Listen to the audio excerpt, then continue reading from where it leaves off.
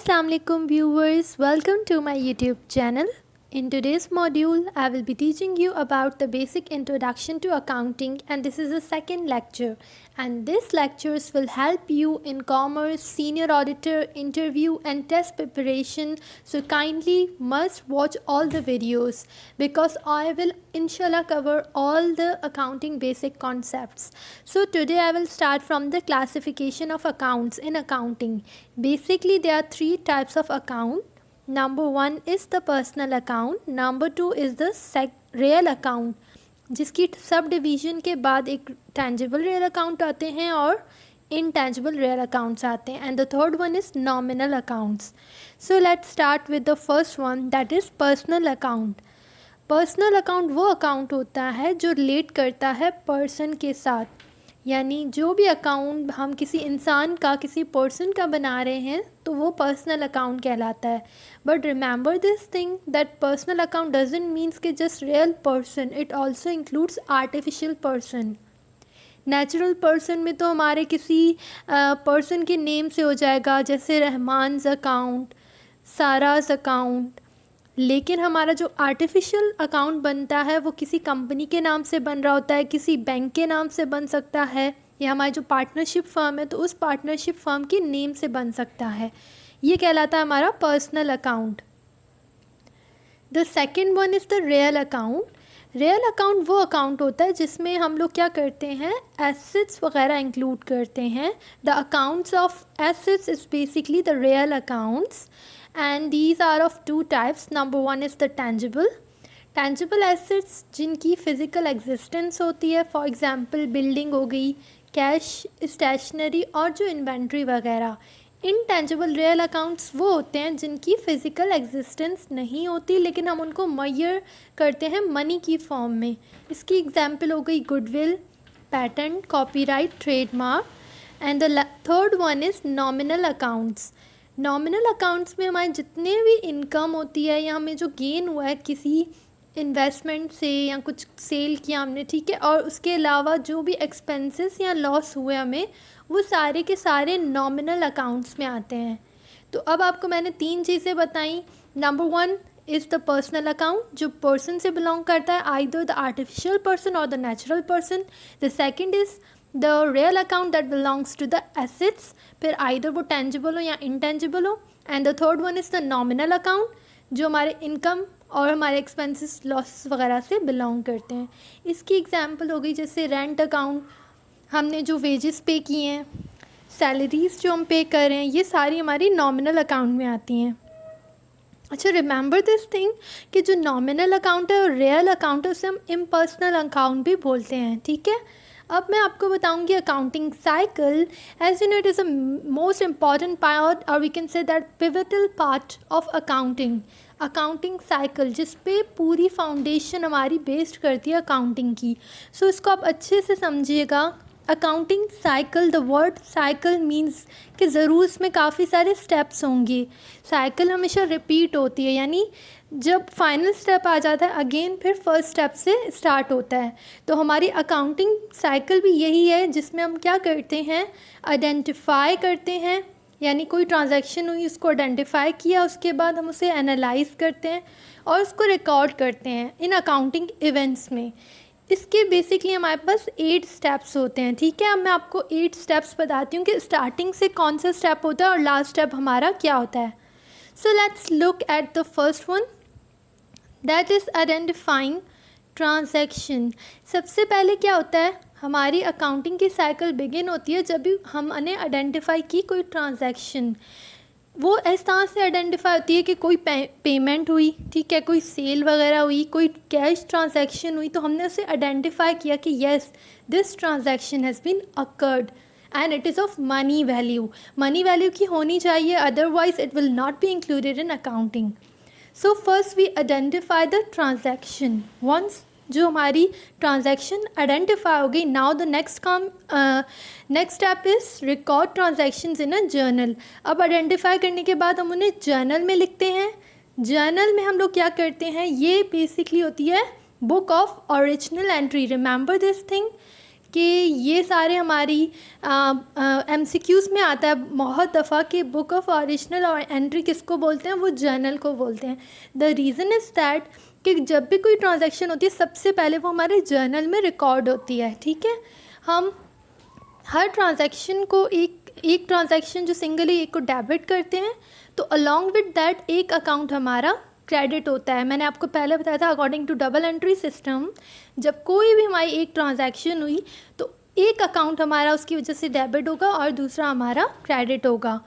Journal बनता है कॉर्नोलॉजिकल order में, यानी जिस दिन जिस डेट पे जो ट्रांजैक्शन हुई है उसी दिन उसी डेट पे वो रिकॉर्ड की जाती है, इसीलिए इसे कॉर्नोलॉजिकल बुक भी बोला जाता है and also the day book. In words को आप याद रखिएगा। अब हमने जब लिख लिया, ठीक है, सारी ट्रांजैक्शंस एक जर्नल पे लिख दी, जैसे कि एग्जांपल दी गई है, mister Ram started the business with cash ₹5 lakh on 1 June 2003। Mister Ram जिन्होंने बिज़नेस किया उन्होंने कैश इन्वेस्ट किया 5 लाख का 1 जून 2003 में। तो अब मैंने आपको बताया था हमेशा एक ट्रांजैक्शन से दो अकाउंट्स पे फ़र्क पड़ता है। तो क्या हुआ, हमारा कैश आया और जब कैश बढ़ता है तो वो होता है डेबिट साइड, तो उन्होंने अकाउंट डेबिट साइड पे डाला है। एंड रिमेंबर दिस थिंग कि जब कैश इंक्रीज़ हुआ है, हमने हमारा अपना कैपिटल इन्वेस्ट हुआ है, ख़ुद स्टार्ट किया बिज़नेस, तो वो हमारा कैपिटल अकाउंट में क्रेडिट होगा। कैपिटल बढ़ता है तो क्रेडिट होता है, एसेट बढ़ता है तो डेबिट होता है। तो इस तरह हमने ट्रांजैक्शन लिखी, उसके बाद नीचे हम नारेशन लिखते हैं यानी एक्सप्लेन करते हैं कि Ram started business with ₹5 lakh. अब ये हो गई ट्रांजैक्शन। उसके बाद आता है पोस्टिंग।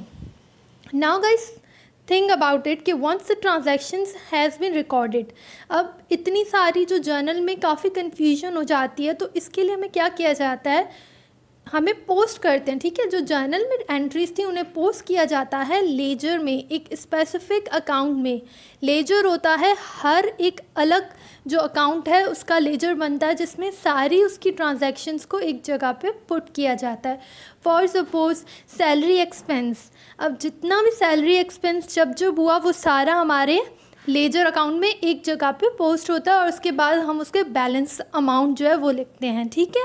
तो इस तरह से कैश अकाउंट, जो भी कैश ट्रांजैक्शंस होती हैं वो सारी की सारी जो जर्नल में थी वो हम सारी पुट करते हैं हमारे लेजर अकाउंट में। तो ये बोलते हैं पोस्टिंग, ठीक है। पोस्टिंग हो रही है एक जगह से दूसरी जगह, जर्नल से उठा के हमने लेजर में पोस्ट कर दिया। अब इसमें यही एग्जाम्पल है, try to find how many accounts involve in journal, ठीक है। पहले तो इसमें कितने अकाउंट्स इन्वॉल्व है वही बात की गई है। एक नंबर 1 कैश अकाउंट जो 5 लाख था ये हमारा कैश अकाउंट में जाएगा। दूसरा है राम्स कैपिटल अकाउंट, यानी 2 अलग से लेजर्स बनेंगे। उसके बाद हमारे पास जो नेक्स्ट स्टेप है वो है एडजस्टेड ट्रायल बैलेंस। नाउ जब पोस्टिंग हो गई, now we move towards the unadjusted trial balance. हम ट्रायल बैलेंस बनाते हैं। ट्रायल बैलेंस वो बनता है जब सारे अकाउंट को जितना भी हमने टोटल बनाया था अब हम डेबिट और क्रेडिट साइड बनाते हैं, ठीक है। और कैश का टोटल अमाउंट डेबिट साइड पे पुट कर दिया। लायबिलिटी जो थी हमने पूरी का पूरा अमाउंट जो एक्चुअल एट द मंथ या एंड में हमारे साल के जो काउंट किया वो हम पूरा क्रेडिट साइड पे डालते हैं और एट द एंड हम बैलेंस करते हैं कि either debit is equals to credit और नॉट। ये होता है हमारा ट्रायल बैलेंस, जहाँ हम सारी ट्रांजैक्शंस को वेरीफाई करते हैं कि आइदर हमारी पोस्टिंग सही से की गई थी या नहीं। अगर हमारा ट्रायल बैलेंस इक्वल नहीं होगा तो डेफिनेटली कोई ना कोई मिस्टेक हुई है, लेकिन अगर ट्रायल बैलेंस इक्वल है तो काफ़ी चांसेस ये हैं कि हमारी सही एक्यूरेसी से बनाई गई है trial balance. Now moves towards the worksheet. अब हम वर्कशीट बनाते हैं ये वेरीफाई करने के लिए कि डेबिट्स और जो क्रेडिट्स वगैरह हैं वो इक्वल हैं या नहीं है। अगर कोई डिस्क्रिपेंसी होती है, कोई इश्यू आ रहा है, कोई वेरिएशन आ रही है तो हम उसको एडजस्ट करते हैं। Now comes to the adjusting trial balance. Adjusting trial balance क्या होता है, जिसमें हम एडजस्ट करते हैं वो जर्नल एंट्रीज जिसमें हम एडजस्टमेंट्स करती हैं, जहाँ पे हमें करेक्शन करनी है वर्कशीट में, या due to passage of time कोई मॉडिफिकेशन हुई है हमारे अकाउंट्स में जिनको हमें एनी हाउ एडजस्ट करना ज़रूरी है फाइनेंशियल स्टेटमेंट्स वगैरह बनाने से पहले, नहीं तो वो हमारी करेक्ट फाइनेंशियल पोजीशन नहीं बताएंगी। इसीलिए ज़रूरी होता है कि हम सबसे पहले वो एडजस्टमेंट्स करें जो नेसेसरी हैं। जैसे कि अगर 3 महीने की हमारी फ्रॉम जनवरी, फ़ेब एंड मार्च हमने 3 महीने का एडवांस में रेंट पे कर दिया था, ठीक है। लेकिन अब क्या हुआ कि हमारी जो जनवरी का एक्सपायर हो गया, ठीक है। अब हम फरवरी का स्टार्ट करेंगे, हमने जनवरी के एंड में बनाना है, ठीक है। हमने वर्कशीट बनाई तो हमारी एक एडजस्टमेंट की नीड हो रही है कि जो हमारा हमने जनवरी में हमारी जो पेमेंट हो गई, ठीक है, वो हमारी एक्सपायर हो गई ना।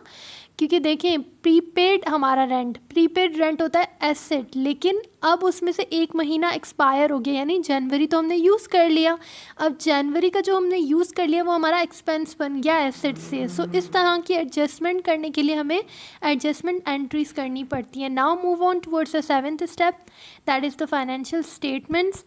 एडजस्टिंग एंट्रीज जब फाइनलाइज हो जाती हैं तो अब हम डिफरेंट फाइनेंशियल स्टेटमेंट्स बनाते हैं, और फाइनेंशियल स्टेटमेंट्स के बाद finally the closing of books. Closing of books ऐसा होता है कि कुछ अकाउंट्स हमारे ऐसे होते हैं जिन्हें हमें क्लोज करना होता है, that are considered as temporary accounts, and these accounts are revenue and expense accounts. Revenue और एक्सपेंस अकाउंट जो होता है हमारा टेम्पररी अकाउंट कहलाता है, बिकॉज वो हर साल के एंड में क्लोज किया जाता है, फिर नेक्स्ट ईयर के लिए हमारा न्यू इनकम स्टेटमेंट बनती है। Remember this thing, balance sheet हमारी टेम्पररी नहीं होती, वो क्लोज नहीं होती, लेकिन 1 साल का जो 1 ईयर की इनकम और एक्सपेंसेस हैं उनको हम क्या करते हैं, बंद करते हैं, क्लोज करते हैं, और जो रेवेन्यू जो इनकम आई उसको हम ट्रांसफ़र कर देते हैं हमारे कैपिटल अकाउंट में या हमारी रिटेन अर्निंग्स में। तो इसीलिए हमारी क्लोजिंग एंट्री ज़रूर बनती है, और इसके लिए हमारा क्या होता है, ऑपोजिट एंट्री की जाती है। When we close the entries, तो जो एक्सपेंसेस डेबिट हो रहे थे उनको हम क्रेडिट कर देते हैं, ठीक है, और जो हमारी रेवेन्यू था जो हमारा क्रेडिट हो रहा था उसको डेबिट करके क्लोज कर देते हैं, और उसे शिफ्ट कर देते हैं हमारे रिटेन अर्निंग या नेट इनकम को जो है फाइनलाइज कैपिटल में शिफ्ट कर देते हैं। What are the financial statements? Financial statements होती क्या हैं? बेसिकली फाइनेंशियल स्टेटमेंट्स रिपोर्ट करती है कंपनी मैनेजमेंट, और ये क्यों मैनेज करती है, क्यों प्रेजेंट करती है, ताकि हमें पता चले कि फाइनेंशियल परफॉर्मेंस क्या है कंपनी की और उसकी पोजीशन क्या है। A general purpose set of financial statements usually include, general purpose जो फाइनेंशियल स्टेटमेंट्स होती हैं वो हमारी balance sheet, income statement, statement of honour equity and statement of cash flows होती है। Let us discuss about each one by one. Number 1 is balance sheet. Balance sheet summary होती है हमारी कंपनी की पोजीशन की, जो हमें कंपनी की पोजीशन बताती है। एंड रिमेंबर दिस थिंग, ये स्पेसिफाइड डेट पे बनती है। इसके भी एमसीक्यूज आते हैं कि बैलेंस शीट में be prepared at the end of the year as the date specified, और समथिंग एल्स कुछ और भी लिखा आ सकता है, तो इसका होता है as specified date. Balance sheet एक फिक्स डेट पे बनती है और हम उसी डेट पे उसको क्लोज करते हैं, या उसी डेट पे हम लोग बना रहे होते हैं, ठीक है। लेकिन इनकम स्टेटमेंट हमेशा eight the end of the year बनती है। तो ये 2 एमसीक्यूज में आ सकते हैं। Now let's look at the items that are included in balance sheet, और ये होते हैं नंबर 1 द एसेट्स, जो मैंने आपको प्रीवियस लेक्चर में बताया था, resources of a business. Second liabilities, जो हमारी कंपनी का उधार होता है, एंड द ऑनर्स इक्विटी, जो एक्चुअल ऑनर्स ने इन्वेस्ट किया है, ठीक है। तो assets must be equal to liability plus capital. Assets का अमाउंट लायबिलिटी और कैपिटल के बराबर जब आ जाएगा तो वो हमारी बैलेंस शीट बिल्कुल करेक्ट कहलाएगी। Now comes to the income statement. Income statement हमें बताती है कि कितना साल में रेवेन्यू हुआ या कितना एक्सपेंस हुआ। मोस्ट कंपनीज इशू करती हैं एनुअल इनकम स्टेटमेंट, बट कुछ ऐसी भी होती हैं जो हमारी क्वार्टरली या सेमी एनुअली भी बनाती हैं, ठीक है। यूज़र्स इसको यूज़ करते हैं ताकि पता चल सके कि कंपनी के कितनी ऑपरेटिंग एफिशिएंसी है, वो कितने एफिशिएंट थे अपने ऑपरेशंस परफॉर्म करने में।